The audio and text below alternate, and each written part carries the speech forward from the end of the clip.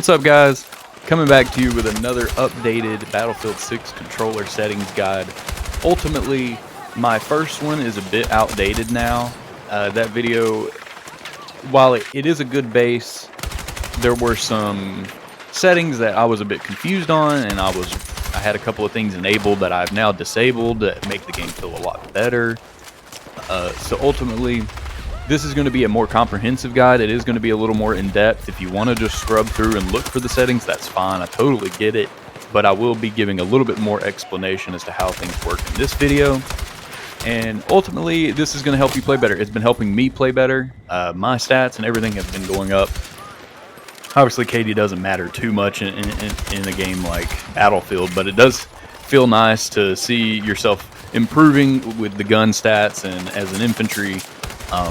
So this guide will help you guys a lot, and I hope that it is a good, comprehensive guide for you, because I have looked at some other guides out there, and a lot of them have good, solid bases, but they seem to neglect things in one place or another, specifically with all of your sights. So like from 1x all the way down to ACOG, all the way down to 10x scopes. I have tried to find probably what I think is the best middle ground for just a all-around build. And we'll get into that, and hopefully you guys will be able to take these settings away and just be able to plug them and play, and everything will feel really good just off of it. So that was my goal with this guide, is to kind of get a good comprehensive feel. I hope you guys enjoy it, and we'll go ahead and get into it.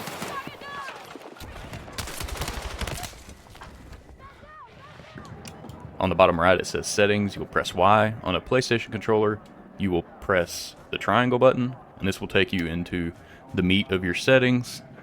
You've got infantry settings here. Click on controls, and this is where the majority of everything will be. So for infantry, I would aim for somewhere between 35 to 60. If you're someone who likes playing close range and you're turning a lot and you're trying to make quick adjustments on the fly all the time, I would recommend up to 60. If you're someone who just plays mid-range gunfights, you're not trying to push people 24/7, you do a little bit of everything, or maybe you sit back some, maybe you push some, I would say right around 40. I even dropped down to 38. I think that's a good feel on this game. For field of view, anywhere from 90 to 105 is going to be fine. On 32-inch monitors, if you sit close to them, I would be a little higher. If you're on a 27-inch monitor, somewhere in the 90s is probably good. For your vertical aim ratio, the default is 56, so that's fine. I just went down a point because I'm weird. And then for the vertical zoom ratio, now you can match this to your aim ratio, and this is supposed to actually match the settings. But what I've found is that your vertical aim for larger scopes becomes way too sluggish at 55. So I went to 75 to mitigate that and to make it feel a little more balanced on your 3 and 4x ACOGs, things like that. One big setting I would turn off is uniform infantry aiming. This is going to make your ADS feel faster than your aim sensitivity, and for anyone who plays shooters, that just feels very clunky. If you do leave this on and you don't want to fool around with your individual scope settings, leave the coefficient at default. It's not going to do much for you. If you're someone who just wants to leave it on and you don't want to fool with your individual scope settings, good luck to you. It is going to feel very quick, but you could get used to it, so I turned this off. Now for your aim assist slowdown, most are going to say 100. I find that 100 is way too sticky for bigger scopes. Once again, it just feels so slow, and I think that 85 is a good middle ground for everything. Your iron sights are still going to feel great. Your 4x to 6x scopes are still going to be able to move a little bit when you're trying to make small adjustments. So this is where I would settle here.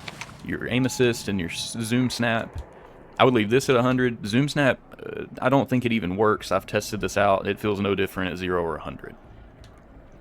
Now for your aim input, zoom input, and your stick input accelerations, we'll talk about those a little bit.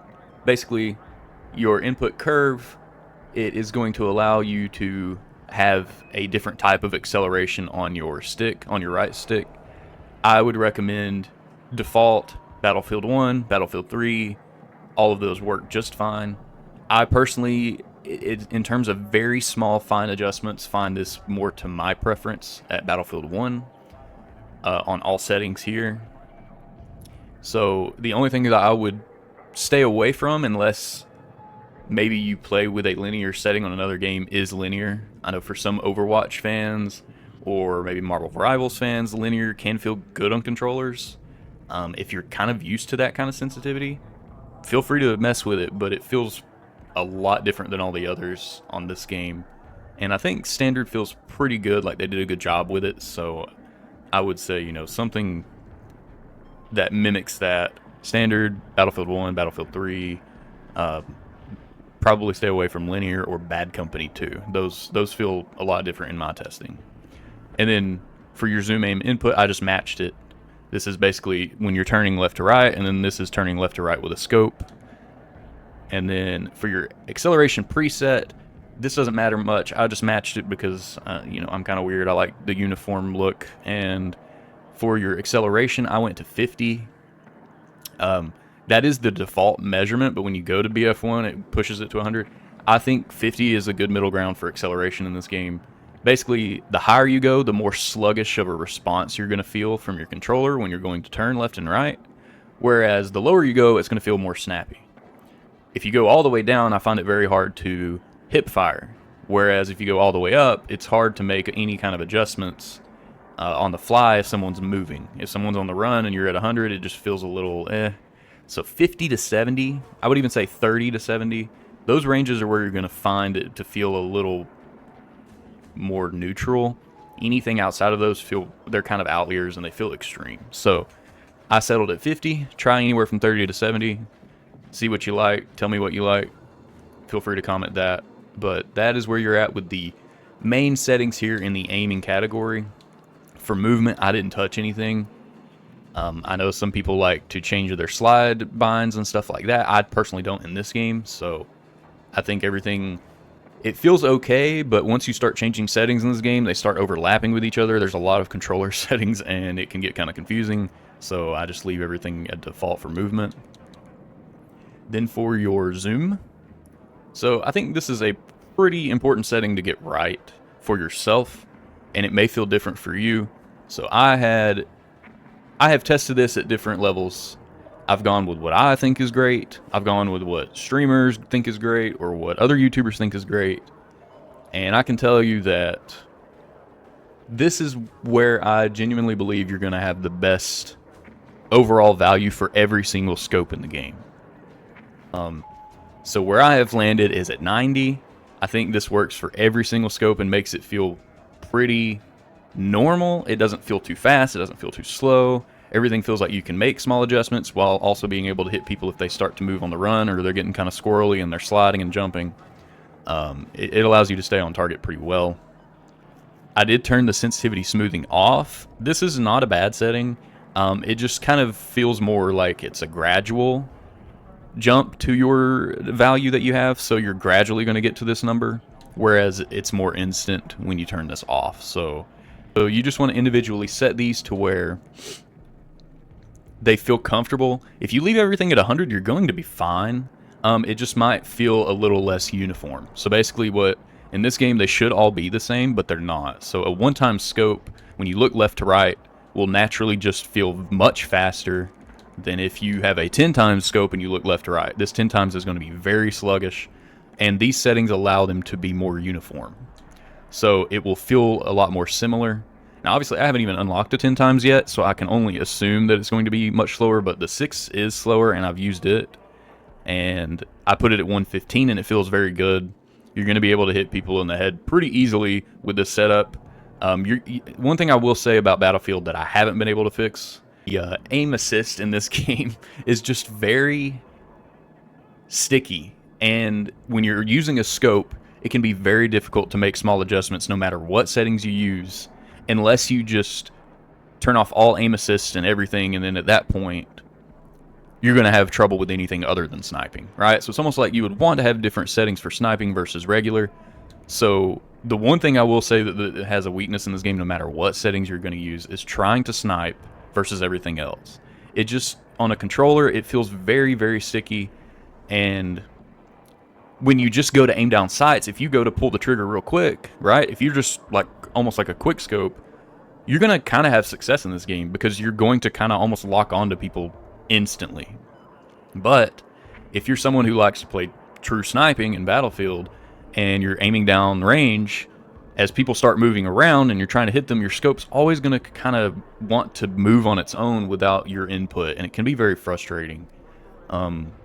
So with all that said, when I get off my soapbox about that, the 6 times and everything like that, I find feel better when you turn them up a little bit because it does seem to give you a little more control over your aim while also bridging a bit of that gap of just the clunkiness that this game feels on controller. Now, if you just want to be a sniper, I would definitely probably fiddle with turning aim assist down. So if you're just sniping, I would go up to your aim assist up here, and I would probably turn it down. Now, I haven't tested it, but it seems like that is a huge part of what makes it so difficult. So if you're just a sniper on controller, feel free to turn that down to probably, I would start at 70, see how it feels. And if it's not clinging on to enemies as much, you'll probably have a better time and it'll feel more normal. This is just, you know, I want everything. If we could have separate settings, I would probably try it, but we can't, so this is where I've landed. Now, for your other settings here, I didn't change anything but the peek type, so I've set mine to up only. That's because the side peeking will randomly activate even when you're just standing at a default, like a neutral wall. So if you're looking over the top of barbed wire, sometimes it will just start peeking left and right, and it can mess up your aim. It's just a personal thing. It's not going to affect your gameplay too much. For gyro and flick look, I don't mess with them. Flicking just allows you to immediately turn around and do a 180 if you bind it to a key. It's not binded by default. I wouldn't recommend it. Maybe if you're on a tank, you would want to use this, but I think this is just... Actually, I don't even... In a vehicle, it would probably be really weird, but I would just leave it off. And so a few other things to go over is... For ground vehicles, I have switched to alternate. That will allow you to accelerate and decelerate with your left and right trigger. But the shooting controls will feel a little different. They do feel... The shooting controls themselves feel better on regular, but I like the older feel, and alternate kind of gives me that feeling in a tank. So you'll be accelerating with right trigger, you will be shooting with left bumper, and you'll be zooming with right bumper. I think that is correct. So a little different of a setup, whereas with standard, you're just going to shoot with the trigger and you're going to move with your sticks. And then for aircraft, now this one I would recommend, unless you are already an expert at flying, you have your own controls. If you're looking for something to get you started at a base, legacy aircraft controls feel way better and it's way easier to fly. This allows you to use left and right bumper to accelerate and decelerate. So you'll go up in the air when you press right bumper, you'll descend and go down to the ground as you press left bumper, and that leaves the stick just for controlling your vehicle rather than having to accelerate or decelerate. It makes it way easier. Definitely recommend it. Even if you're not good at flying, you'll find it a lot easier, and there's also a flying assist control that you can turn on. That will also make things a lot easier in this game. And then as far as helicopter gunner, everything like that, I'm not going to go over mine because I still haven't fine-tuned them, honestly. But I'm also not an expert in vehicles. I don't want to give you guys settings for someone who's just not in a vehicle very often. The legacy option's great for a beginner, but otherwise, my vehicle settings, they're just very generic. They kind of mimic my infantry settings. So if you want to go in and you want to copy something, I kind of mimic my infantry because it feels uniform. And then for your other settings here at the bottom, so you'll go into controller vibration. You'll turn it down or off. I recommend down because it still allows you to, if you play on a lower audio, or if you're just a little bit of a smooth brain like I am and you kind of forget things, like if a building's collapsing around you and you can't tell, you will feel it in your controller. If a tank's rolling up behind you, you will be able to feel it in your controller. It will start rumbling. And then if you do leave vibration on, I would definitely recommend turning off the incoming damage vibration. It will make it feel a lot less aggravating when you're getting hit to turn that vibration off. You're going to know you're getting hit without the vibration. There is audio cues. There is screen cues. You'll flinch. You'll grunt. You'll hear like a little snapping sound that hits you. Not snapping, I can't think of the word, but you will know you're getting hit. It's very obvious, and you don't need vibration to tell you. Now, as far as your left and right sticks, this is going to be dependent on your controller. If you have a more fancy controller, you can probably go on a lower dead zone, where if you're on a standard controller, you probably want to be around the default options. So I've messed with mine a little bit. If you want to copy them, that's great. The only thing I would recommend is your max input threshold for your left stick at 85. This will allow you to sprint a little quicker, so you'll get moving faster at 85. For triggers, I didn't mess with them, no reason. Now, for accessibility, at the very top, you'll go to your graphics quality settings and go to camera effects. You'll want to turn down all of the camera effects. And then the very last setting I wanted to go over real quickly and get you guys out there is under graphics. So if you go to graphics and you go all the way down to the bottom, crosshairs and indicators. So this will allow you to have some customization to your crosshair. I've messed around with mine with a little bit. If you want to copy this, feel free. I've just set mine to like a light blue. It's a little thicker. It's a little more intense, so it's easier to see. And right here for your kill color and headshot color. So this is by default red. I just made it a little more red. It's fine. But for the headshot color, you can change this so that when you hit someone in the head in this game, you will know it with a yellow indicator. And I just think it's a little more obvious than just the default white color. So I would definitely recommend turning that to something that you can see.